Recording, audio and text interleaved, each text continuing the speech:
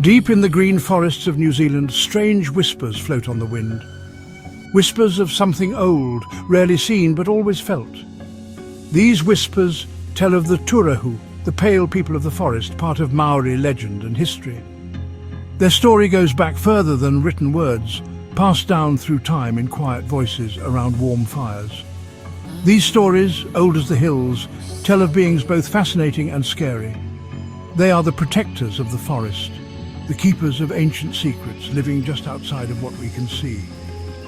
The Turehu aren't just make-believe creatures. They're not characters from fairy tales or bedtime stories.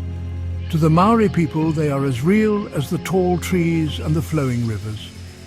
They exist, and the Maori people respect them, and sometimes fear them, because they aren't human, not completely, and their world touches ours in ways that can be both interesting and very unsettling.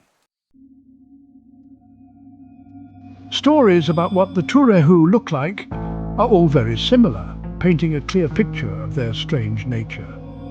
Their most noticeable feature is how pale they are. Their skin, described as pale as the moon, makes them very different from the tanned skin of the Maori people. Some stories say they are completely white, like they have no colour at all. This striking whiteness is often made even more noticeable by their clothing or lack of it.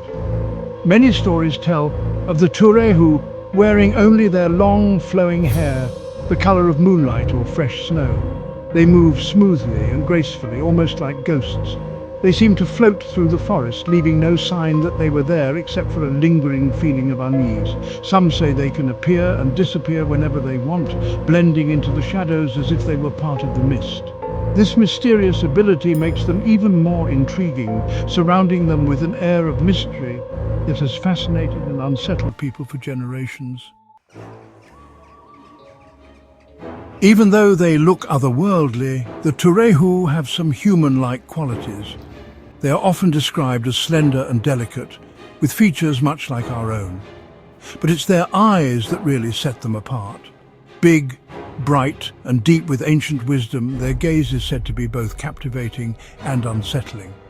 The Turehu are also said to be very sensitive to light. The bright sun hurts them, causing pain and discomfort.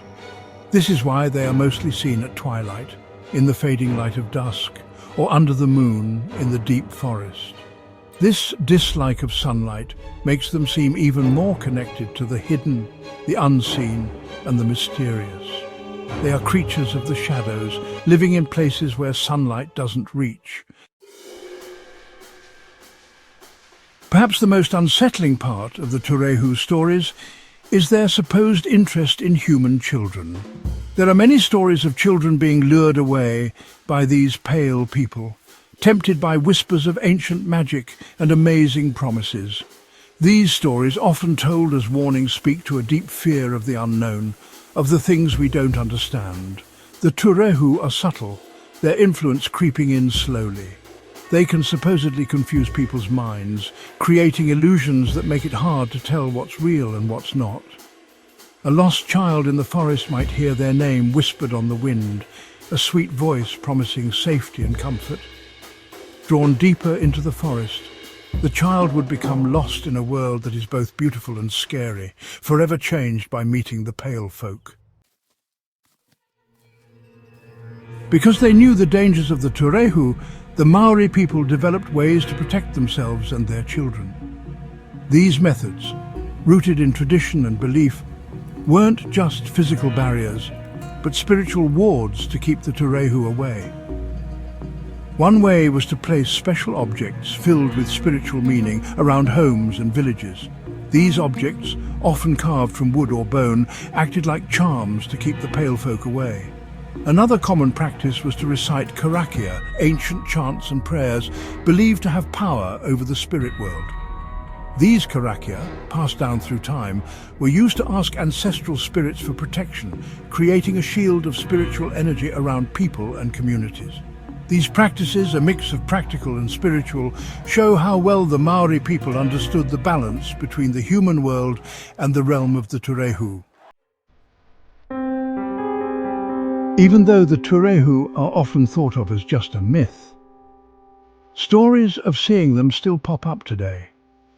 Hikers going deep into the New Zealand wilderness come back with stories of quick glimpses of pale figures disappearing into the trees.